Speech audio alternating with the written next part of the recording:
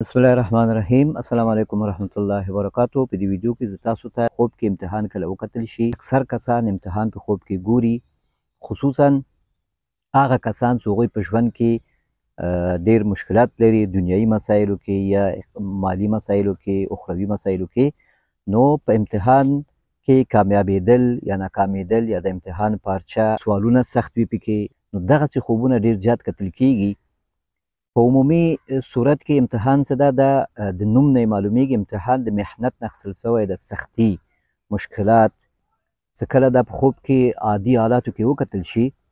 نو دا په دې باندې تعبیر کیږي چې ته یو مهمه مرحله د ژوند کې، لکه امتحان نه وروسته یو تغییر راځي، یو فیصله کیږي، یو تصمیم نیول کیږي. نو په دغسې حالاتو کې انسان بیا امتحان په خوب کې ګوري. دا امتحان د کار په ځای کې هم وي، کله کله انسان په خوب کې ګوري، یا د درس و مکتب و پوهنتون په دې ځای کې هم وي. مختلف حالاتو باندې کتل کیږي. دینی مسایلو کې امتحان وي، ته په خوب کې ګورې چې یو مسله وي، په هغه باندې ته نه پوهېږې، یا کله کله ریاضي مسایلو کې سوال کې ته بند پاتې یې. که چېرته داسې وي چې ته واقعا په ژوند کې ته درس وایې او امتحان دې نږدې وي، امتحان نږدې ورځو کې دا خوب دې ولیده او عادي خوب و، وخت دومره مهم نه و او خاص خبره هم پکې نه و، نو دا بیا تشویش ده، دا بیا تعبیر کیږي نه. خو څه کله ته هېڅ خبره هم نه وي او امتحان ته په مخ کې نه لرې، د مکتب امتحان یا د کار امتحان یا په ژوند کې نور امتحانونه څه ورکول کیږي، یعنې واقعي ژوند کې ته امتحان سره مواجه نه یې، نو بیا دا خوب مهم وي، دا بیا معنا لري او د دې باید تعبیر وایستل شي. څه کله ته عام مسایلو کې امتحان ګورې چې عام مسله وي، یو امتحان وي او عام امتحان وي او ته نه پوهېږې سوالونه چی دي، نو دا په عمومي ژوند باندې تعبیر کیږي چې ستا په ژوند کې یو تغییر روان ده، د کار مسایلو کې وي یا د مقام و منزلتو، په دې کې ته یو مهمه فیصلې ته رسېدلې، کیدای شي یو مهمه فیصله کیدونکې ده، نو ته باید خپل هغه تصمیم ونیسې، ته باید خپل تیاري ونیسې او کوشش وکړي چې په دې مرحله کې ته ناکام نشي، خپل هغه مسؤلیت ادا کړي. ته په خوب کې ګورې چې ریاضي پارچه وي، ریاضي مضامین وي، حساب و کتاب وي، نو دا په مالي مسایلو باندې تعبیر کیږي چې مالي مسایلو کې کیدای شي تا یو تصمیم تا نه غوښتل کیږي، یو فیصله باید ته وکړې، یو تصمیم باید ونیسې. او څه کله ته د ژبو یا مختلف ژبې چې دي د انګلیسي، فارسي، پښتو یا عربي بله ژبه امتحان ګورې، پارچه یې ګورې، په دې کې ته نه پوهېږې یا پوهېږې، نو دا بیا په اجتماعي روابطو باندې تعبیر کیږي چې اجتماعي روابطو کې تا ته یو څه مسایل داسې دي چې باید خپل تصمیم ونیسې. او په امتحان کې بیا نقل کول بیا څه تعبیر لري، دا په خیانت باندې تعبیر کیږي چې کله تا په خوب کې ولیده چې په امتحان صحنه کې ته ناست او د چا نه نقل کوې یا چې د ځان سره لیکلي وي هغه نه پارچه کې لیکې یا کوشش د نقل کوې، نو دا په خیانت، په غفلت باندې تعبیر کیږي. او په خوب کې څه کله ته داسې وګورې چې یو ممتحن وي، یو کس تا باندې ولاړ وي او هغه تا نه پوښتنې کوي یا پارچه یې درکړې وي، هغه ممتحن هم ته ګورې، نو دا د دې تعبیر دا ده چې یو مشر په یو ځای کې، په کورنۍ کې یا په کار په ځای کې تا ته هغه په تمه ده چې ته څنګه کوې، امتحان کې ته یو مسله کې چې ته یو مسؤلیت څنګه ادا کوې، کیدای شي تا ته هغه ترفیع درکړي، کیدای شي ته پکې رشد وکړې، هغه کار کې، هغه مرحله کې د ژوند کې، کیدای شي ستا قدر زیات شي، ستا عهده او ستا مرتبه او ستا رتبه اوچت شي، نو باید ته متوجه اوسېږې چې په دې امتحان کې ته ناکام نشې یا په دې ترقي کې چې تا ته یو فرصت الله تعالی درکړی ده چې په دې کې ته مخکې لاړ سې. او بیا چې امتحان کې کله ته په خوب کې وګورې چې امتحان کې ته ناکامېږې، نو دا په ناشکري باندې تعبیر کیږي او د ژوند ورځنی ژوند کې بې پروګرامي باندې تعبیر کیږي چې ورځنی ژوند څه ده هغه منظم نه ده، منځونو کې سست دی یا روابطو کې سست دی، امتحان کې ناکامي په دې باندې تعبیر کیږي. یا خپل اجتماعي هغه مسؤلیتونه چې دي هغه نه ادا کوي. او چې کله بیا په خوب کې ته ګورې چې امتحان ته تیاري نیسې، امتحان ته تیاری نیسې او امتحان صحنه لا نشته خو ته تیاری کوې، وارخطا یې او امتحان ته تیاری کوې، دا په دې ژوند باندې تعبیر کیږي. یعنې دا ژوند ته لږ وارخطا یې د اخروي مسایلو کې یا مالي مسایلو کې، نو په کار ده چې په ارامه باندې خپل تیاری وکړې او دا فرصت چې ستا په لاس کې دی دا فرصت له لاسه ورنکړي. د امتحان نه ویره چې کله په خوب کې وګورې چې امتحان ده او ته ویره لرې او فکر کوې چې ته ناکامېږي او امتحان ته نه تیارېږي، نو دا په دې باندې تعبیر کېږي چې ته ناامیده یې، مایوسه یې او د آخرت په حساب باندې ته تیاري نه لرې یا د دنیایي مسایلو مسؤلیت چې کوم ده هغه کې ته تیاري نه لرې، هغه کې ته مسؤلیتونو کې دې غفلت کړی. او بیا چې کله ته په خوب کې وګورې چې یو ځای کې لستونه ځوړند وي، ته خپل نوم پکې لټوې چې ته کامیاب یې که ناکام یې، تا ته پارچه څه شي درکول کېږي د امتحان د کامیابېدو او که د ناکامېدو. نو په دې انتظار یا نوم لټوې خپل او ته نشي پیدا کولی، د خپل نوم ته پیدا کولی نشي په دې لست کې، نو دا په دې باندې تعبیر کېږي چې ته یو بې نتیجه کار کې لګیا یې، داسې یو کار کې لګیا یې چې هغه نتیجه نه لري او ته په هغه کې سرګردان یې. نو ښه دا ده چې داسې یو کار شروع کړې چې هغه معلوم وي او تا سنجولی وي. دا و د امتحان هغه تعبیر څو مختلف حالتونه ما تاسو ته بیان کړ. د امتحان په باره کې یو خوب هم ده، وایي امتحان وي د ټولو ملګرو، وایي یو دفتر کې وایي زه کار کومه او یوې پوښتنې وایي جواب رانه هیر شوی وي د ناکام او کامیاب ورقه ورکول کېدل، خو زه وایي په تشویش کې یم چې زه ناکام نشم او بیا وایي وارخطا یم ډېر او بیا مشر مې ماته وایي چې زه وایي ګورمه که هغه په پارچه کې لیکلې کړی و تیار ناکامي خو امکان نه لري او چاره به وکړم که نه و لیکلی کامیاب دې لیکمه. نو دا په دې باندې تعبیر کېږي چې ته د خپل کاروبار کې د خپل دفتر کې ته یو کوشش کوي چې یو تغییر راشي، یو رتبه دې جګ شي، یو فیصله غواړې وکړې، یو تصمیم غواړې ونیسې د تبدیلي یا تمه لرې چې ته په دې کار کې لږ رتبه دې جګ شي، نو په دغه کې ته واسطه لټې. دا مشر تا ته وایي نو معنا ده کوشش مه کوه چې بې قانوني کار وکړې، یعنې ستا څه څومره حق ده او ستا څه کوم مسؤلیت ده، څه کوم ستا د عهدې نه یې راوتلی شي هماغه قبول که.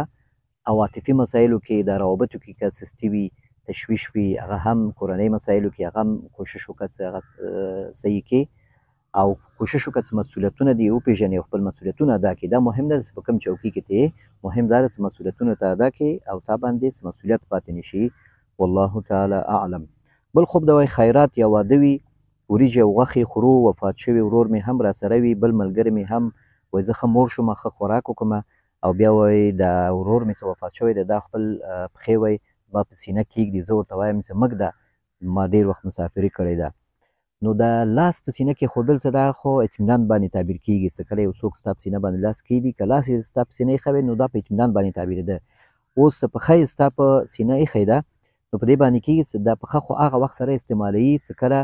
یو کس ته ته غواړې زجر ورکړي، یو کس ته متوجه کړي او یو کس ته غواړې چې هغه تنبیه کې متوجه کړي. نو د دې معنا دا ده چې ته لکه مایوسي طرف ته روان یا خفګان طرف ده یا خپل هغه ژوند کې لږ غفلت راغلی په تا کې او ته فرصتونه کې دې چې لاسه ورکړې نو دغه ورور دې چې وفات شوی ده دا ستا په سینه باندې پښه ږدي نو ما او تنبیه دې کړي متوجه دې کړي چې ته ونه ښویېږې او ته خپل مسؤلیتونه ادا کړې او مایوسي نه ځان وساتې. والله تعالی اعلم. دا وریجې پخه کړي وریجې په خوب کې بیا د دې لپاره کې ویډیو هم شته زما چینل کې دا ښه تعبیر لري. آسان رزق باندې تعبیر کېږي، خوراک په خوب کې د آسان رزق باندې تعبیر کېږي چې کله پاخه کړي خوراک وي. والله تعالی اعلم. وایي تازه قبر وي زه ورسره ودرېږم چې ورسره څه کېږي خراب شیان وایي ترې راوځي وډاره شم. وایي بیا یو صحابي یا بزرګ کس قبر وي نقشه یې ویستلې وي دا 5 کارونه وایي څوک وکړي عذاب د قبر پې نه وي، یعنې 5 وخته لمونځ ښي. اخوا بل قبر وي عبدالله حسام دغه مشهور دعوتګر ده هغه وایي هلته وي وایي معلومات ورکړي دې قبر باره کې دا د نبي علیه سلام قبر ده او شنه کابله پرېږدي وایي زه وایم چې دا د ذکر لپاره ږدي چې دلته ذکر وکړي ثواب وشي. زه داسې وي چې لکه د بیبي عایشې او نبي علیه سلام اواز وایي اورمه د دې قبر نه او بیا په هماغه خوب کې وایي بل چاته وایم چې ما داسې خوب کتلی ده. نو دا ډېر ښه خوب ده. دا اسلامي بیانونو اورېدلو باندې تعبیر کېږي، اسلامي بیانونو نه ښه اثر اخیستلو باندې تعبیر کېږي او په دې باندې تعبیر کېږي چې د بې ځایه مجلسونو او بې ځایه ناستو نه دا د علماو او معلوماتي او دعوتګرانو اسلامي بیانونه چې واورېدل شي په دې کې ډېر زیات خیر وي او په دې کې ډېر زیات انسان ته